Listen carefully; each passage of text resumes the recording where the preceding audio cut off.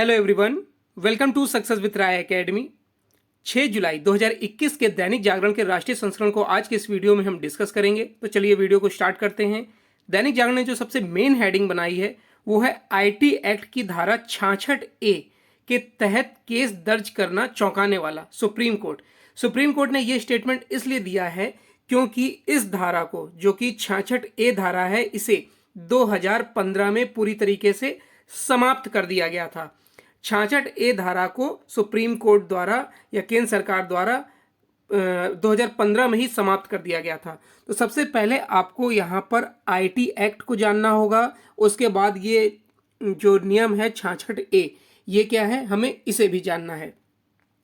तो सबसे पहले हम ये जानते हैं कि इंफॉर्मेशन टेक्नोलॉजी एक्ट 2000 भारतीय संसद द्वारा पारित एक अधिनियम है जो 17 अक्टूबर 2000 को पारित हुआ था। 2008 में इस एक्ट में संशोधन करके 66A को जोड़ा गया था।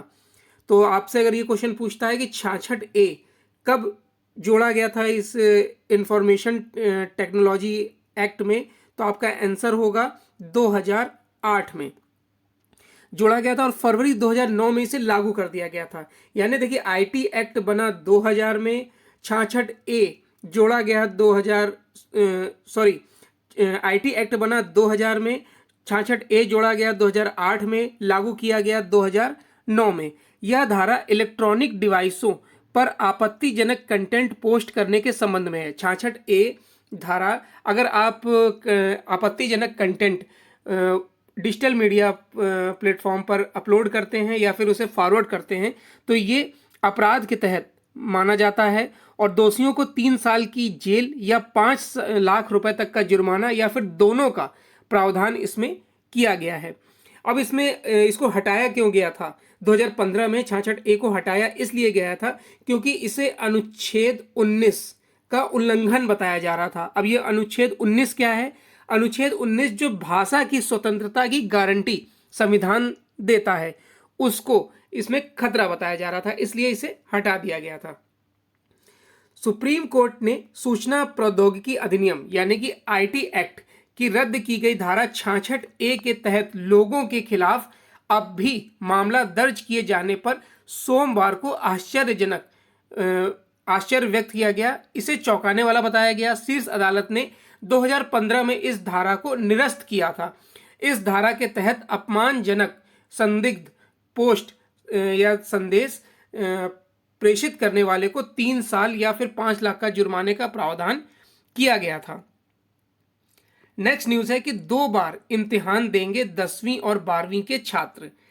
कोविड काल में जिस तरीके से एग्जाम कैंसिल हुआ, इस बार भी 10th और 12th के सीबीएसई या फिर राज्यों के जो बोर्डों ने एग्जाम कैंसिल किया, उसमें कुछ अभिभावकों द्वारा ये आपत्तियां की गई कि जो स्टूडेंट मन लगाकर साल भर पढ़ते हैं उनको भी एवरेज मार्किंग के तहत पास करना, ये कहीं ना कहीं उनके साथ भेदभाव है। तो उस पर ही अब इसमें एक नियम लाया गया है कि 10वीं और 12वीं के छात्रों को साल में दो बार इम्तिहान देना पड़ेगा। और ये नियम सीबीएसई के साथ साथ हर बोर्ड पर लागू हो सकता है। सीबीएसई ने तो लागू कर दिया है, अब ये राज्यों के ऊपर है कि वो इसे लागू कर सकते हैं या नहीं कर सकते हैं। और ये सुझाव कौन देता है? एनसीईआरटी अपने पाठ्यक्रम के तहत। अब जो 10वीं और 12वीं के छात्र साल में 2 बार परीक्षा देंगे, उसका पाठ्यक्रम डिसाइड करेगा एनसीईआरटी। तो यहाँ पर 2 टर्म हमारे जानने के लिए हो रहे हैं, सीबीएसई और एनसीईआरटी। तो सबसे पहले हम सीबीएसई के बारे में जानते हैं। सीबीएसई का फुल फॉर्म होता है central board of secondary education, जिसकी स्थापना 3 नवंबर 1962 को हुई थी। इसका मुख्यालय नई दिल्ली में है और भारत की स्कूली शिक्षा का एक प्रमुख बोर्ड है। अब एनसीईआरटी के बारे में जान लेते हैं। एनसीईआरटी का फुल फॉर्म देखते हैं। एनसीईआरटी, इसका फुल फॉर्म है national council of educational research and training, इसका फुल फॉर्म है। इसकी स्थापना 27 जुलाई 1961 को हुई थी।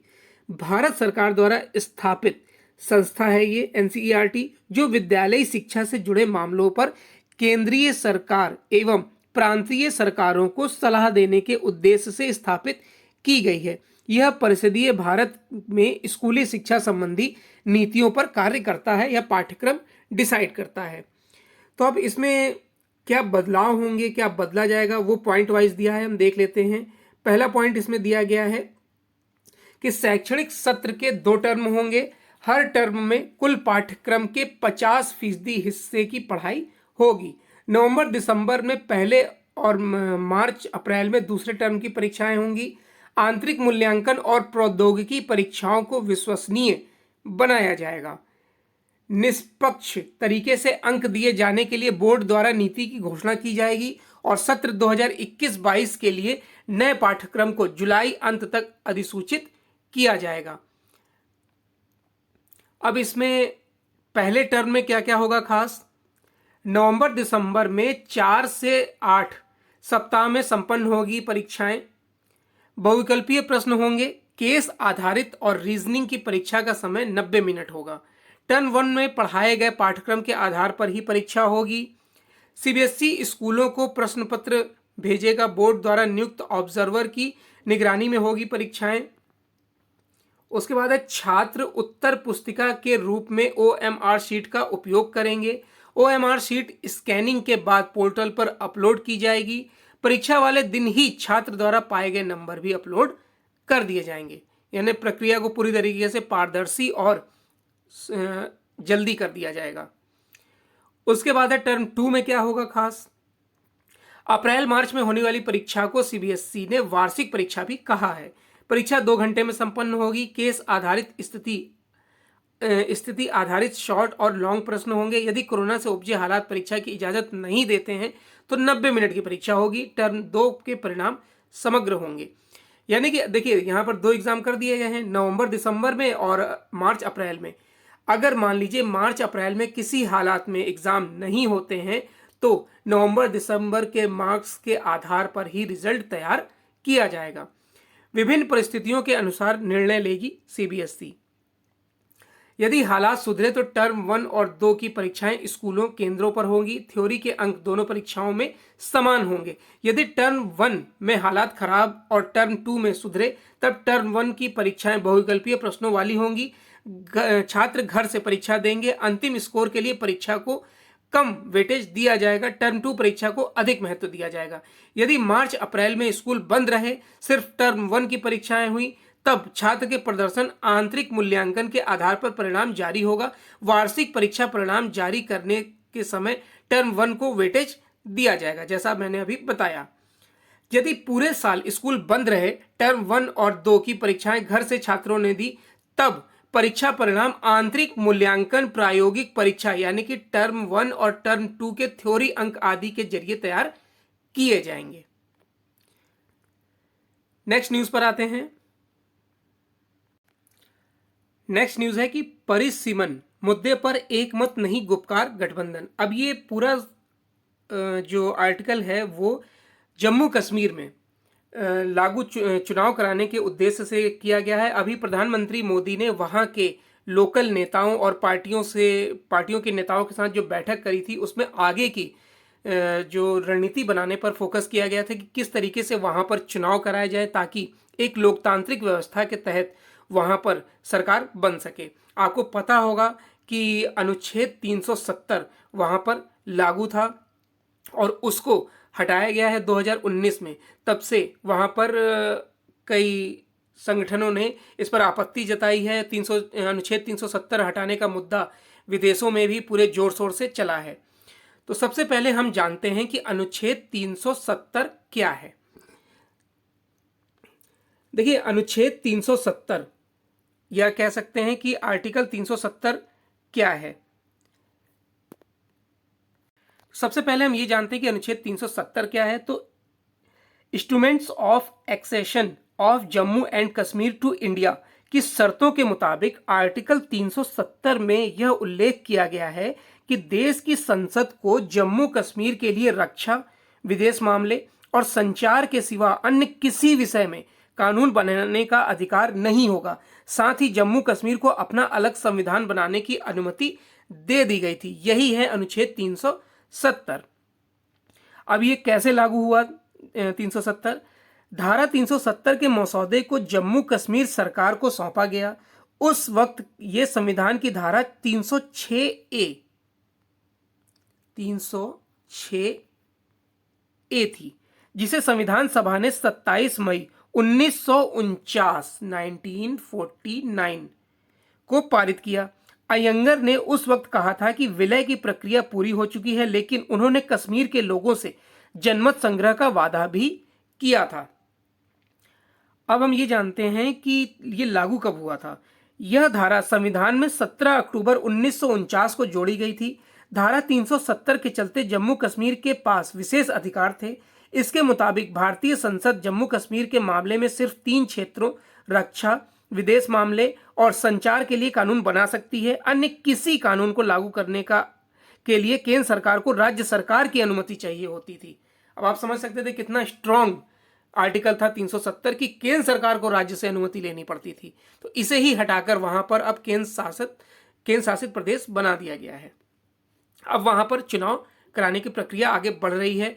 अब ये परिसीमन क्या है ये भी आप जान लीजिए। जब कोई नया जिला या फिर कोई नया एरिया बनाया जाता है तो उसके लिए परिसीमन आयोग का गठन किया जाता है। परिसीमन आयोग का गठन राष्ट्रपति द्वारा किया जाता है और ये 1951 में इसकी शुरुआत हुई थी। जम्मू कश्मीर पुनर्गठन अधिनियम के खिलाफ एकजुट people's alliance for Gupkar declaration यानी कि PAGD परिसीमन आयोग के साथ मुलाकात कर इसके एजेंडे को लेकर बटा हुआ है। इसलिए PAGD के साथ सभी घटक अपनी दलगत राजनीति और एजेंडे के मुताबिक आयोग से मुलाकात करेंगे। इस बीच PAGD ने सर्वदलीय बैठक के बाद केंद्र सरकार के रवैये पर असंतोष जताया है। उन्होंने कहा कि अनुच्छेद 370 की पुनर्बहाली के लिए संघर्ष जारी रहेगा। उसने विधानसभा चुनाव से पूर्व जम्मू कश्मीर के लिए राज्य का दर्जा बहाल करने व राजनीतिक बंदियों को रिहा करने पर जोर दिया है। परिसीमन आयोग का जम्मू कश्मीर दौरा अब तय हो चुका है। आयोग की अध्यक्ष रंजना देसाई, देखिए मोस्ट इंपॉर्टेंट नेम है ये कि परिसीमन आयोग जो जम्मू कश्मीर के लिए गठित किया गया है उसकी अध्यक्ष कौन है। तो परिसीमन आयोग जो जम्मू कश्मीर के लिए गठित किया गया है उसकी अध्यक्ष हैं रंजना देसाई। आयोग की अध्यक्ष रंजना देसाई के साथ चुनाव आयुक्त सुशील चंद्रा मंगलवार को ग्रीष्मकालीन राजधानी पहुंच जाएंगे। वह 4 दिन तक प्रदेश के विभिन्न जिलों में जाकर स्थानीय राजनीतिक व अन्य संगठनों से मुलाकात करेंगे, लेकिन सभी की नजरें PAGD के रुख पर टिकी हुई हैं। PAGD के नेताओं ने बीच गत रोज इसी मुद्दे पर बैठक हुई थी। नेक्स्ट न्यूज पर आते हैं। जो बिजनेस पेज अब आ गया है हमारा, और बिजनेस पेज में जो सबसे मेन हेडिंग बनाई गई है कि चालू सीजन में गेहूं की रिकॉर्ड खरीद, पुख्ता भंडारण बंदोबस्त का दावा। रबी मार्केटिंग सीजन में इस बार रिकॉर्ड तोड़ 4.33 करोड़ टन से अधिक गेहूं की खरीद हो चुकी है। पंजाब, उत्तर प्रदेश, राजस्थान, उत्तराखंड, गुजरात, हिमाचल प्रदेश और जम्मू कश्मीर ने गेहूं खरीद में नए कीर्तिमान स्थापित किए हैं। कुल 50 लाख किसानों से गेहूं की खरीद की गई है, जबकि पिछले साल 43 लाख किसानों से गेहूं खरीदा गया था। इस बार देश के सभी राज्यों के किसानों के गेहूं का 100% भुगतान सीधे उनके बैंक खाते में किया गया। गेहूं की सरकारी खरीद का ब्यौरा देते हुए खाद्य सचिव सुधांशु पांडे ने बताया कि इस रबी सीजन में 84,000 करोड़ रुपए से अधिक का सीधा भुगतान किसानों के बैंक खाते में किया गया है। पांडे सोमवार को वर्चुअल प्रेस वार्ता में बोल रहे थे। नेक्स्ट न्यूज है कि जून में दिखी सेवा क्षेत्र की गतिविधियों में नरमी। अब ये सेवा क्षेत्र क्या होता है, तो सबसे पहले आपको इस क्षेत्र के बारे में जानना होगा। डिटेल से जानते हैं हम इसके बारे में कि जो इकोनॉमी है, अर्थव्यवस्था, उसके 3 क्षेत्र सेक्टर डिवाइड किए गए हैं। प्राथमिक क्षेत्र जिसे प्राइमरी सेक्टर बोला जाता है, द्वितीयक क्षेत्र जिसे सेकेंडरी सेक्टर बोला जाता है और तृतीयक क्षेत्र जिसे टर्शियरी सेक्टर बोला जाता है। अब तीनों सेक्टरों के बारे में जान लेते हैं। प्राथमिक क्षेत्र अर्थव्यवस्था का वह क्षेत्र है जो प्राकृतिक संसाधनों का सीधा उपयोग करता है। इसमें कृषि, वानिकी, मछली पकड़ना और खनन शामिल होते हैं।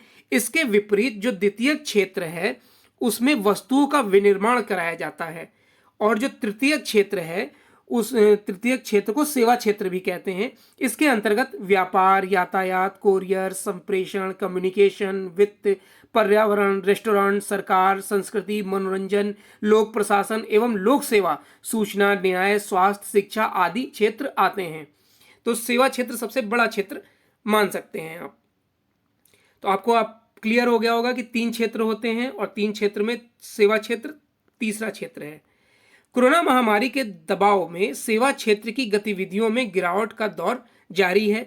जून में सर्विस सेक्टर का परचेजिंग मैनेजर्स इंडेक्स यानी कि पीएमआई 41.2 रहा, जो मई में 46.4 रहा था। जुलाई 2020 के बाद से पिछले माह गतिविधियों में तेज गिरावट दर्ज की गई। 50 पीएमआई गतिविधियों में स्थिरता, इससे नीचे होने पर गतिविधियों में कमी व ऊपर होने पर गतिविधियों में विस्तार का पता चलता है। आईएचएस मार्केट की economic associate director Pollyanna De Lima ने कहा कि भारत कोरोना महामारी की मौजूदा स्थिति को देखते हुए पहले से यह अनुमान था कि सर्विस सेक्टर पर नकारात्मक प्रभाव पड़ेगा। अब आते हैं हम एडिटोरियल पेज पर। एडिटोरियल पेज में जो पहला आर्टिकल लिखा गया है वो लिखा गया है भारत विरोध पर आमादा पश्चिमी मीडिया, और यह आर्टिकल लिखा है Jindal school of international affairs में प्रोफेसर और डीन श्रीराम चौलिया द्वारा। देखिए, आर्टिकल में यह बताया गया है कि किस तरीके से पश्चिमी मीडिया जो है वो भारत को कहीं ना कहीं इमेज के लिहाज से धूमिल करने की कोशिश करता है। वो ये बताता है कि भारत में किस तरीके से अराजकता फैली हुई है, वहाँ पर निरंकुश शासन है, अपनी मनमानी से शासन करता है। अगर नेता के या प्रधानमंत्री का नाम लेकर इसमें बोला जाता है कि अगर उनके खिलाफ कुछ बोला जाता है तो वो लोगों को परेशान करते हैं, उनकी आज़ादी छीनी जाती है। और इसमें आगे ये भी बताया गया है कि किसी भी विषय पर भारत में अब खुलकर नहीं बोला जा सकता है। किसान आंदोलन को इसमें विशेष तौर पर टारगेट किया गया है और यह बताया गया कि किसानों को जबरन कानून मानने के लिए बाध्य किया जा रहा है। तो ये सब बातें इस आर्टिकल में बताई गई हैं। तो आर्टिकल का डिस्कशन देखते हैं। तो सबसे पहले में पश्चिमी मीडिया क्या है, जो हम बार बार पढ़ते हैं। पश्चिमी मीडिया, देखिए, पश्चिमी मीडिया या पश्चिमी समाचार प्रदाता शब्द मुख्य रूप से पूर्वी देशों में पश्चिमी देशों के समाचार पत्रदाताओं के लिए उपयोग किया जाता है। इनमें यूरोपीय और अमेरिकी महाद्वीप के देशों के सभी समाचार प्रदान करने वाले शामिल हैं। यह भारत और अन्य पूर्वी देशों के बारे में नकारात्मक दृष्टिकोण में समाचार छापने व दिखाने का कार्य करते हैं, इसलिए विवादों में रहते हैं। बीते दिनों अमेरिकी अखबार न्यूयॉर्क टाइम्स ने नौकरी का एक अनोखा विज्ञापन दिया। उसने भारत समेत दक्षिण एशिया क्षेत्र में बिजनेस संवाददाता की नियुक्ति के लिए उनके गुण और हुनर पर जोर नहीं दिया, बल्कि भारतीय राजनीति और समाज पर एक लंबा भाषण देते हुए स्पष्ट किया कि वह ऐसे पत्रकार को ढूंढ रहा है जो प्रधानमंत्री नरेंद्र मोदी और भारत को लेकर आलोचनात्मक दृष्टिकोण अपनाए। विज्ञापन के विवादास्पद वाक्य ये थे कि मोदी का राष्ट्रवाद भारत के हिंदू बहुसंख्य पर केंद्रित है, यानी कि वो सिर्फ हिंदुओं की तरफदारी करते हैं। यह देश के स्वाधीनता सेनानियों की सहिष्णुता और बहुसांस्कृतिक परंपरा के विपरीत है। मोदी सरकार मीडिया और ऑनलाइन टिप्पणियों पर पाबंदियां लगा रही हैं। इसके कारण भारत में वाक स्वतंत्रता पर कठिन प्रश्न उठ खड़े हुए हैं। दरअसल इस विज्ञापन का मूल संदेश यह है कि पश्चिमी मीडिया में भारत के प्रति पूर्व निर्धारित धारणाएं हैं और भिन्न विचार वाले आवेदन करने का कष्ट ना करें। न्यूयॉर्क टाइम्स की जो स्थापना है वो 1851 में हुई थी।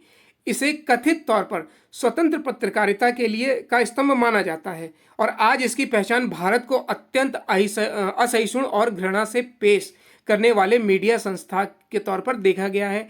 जब से मोदी सरकार आई है तब से इसकी कलम भारत की बुराई पर ही चल रही है। देखिए, अगर हम बात करें कि मीडिया का कार्य क्या होता है, मीडिया की भूमिका होती है वो स्वतंत्र होती है।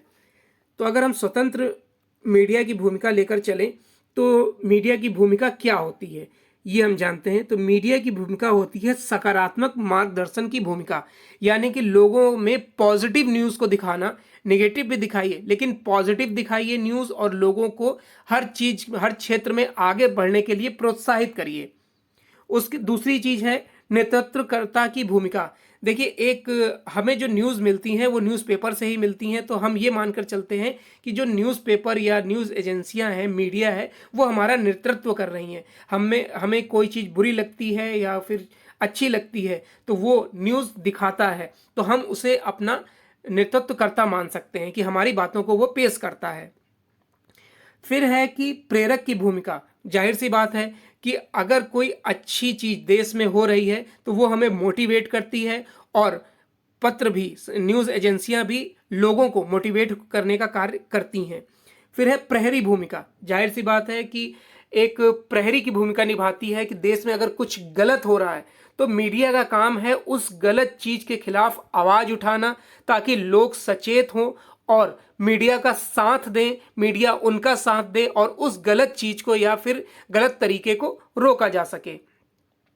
फिर है सूचक भूमिका। यह भी मीडिया की प्रमुख भूमिकाओं में से है कि कोई इंफॉर्मेशन हमें मीडिया के माध्यम से ही मिलती है, और मीडिया का भी ये कर्तव्य है कि वो लोगों को समय रहते किसी भी न्यूज से अवगत कराए।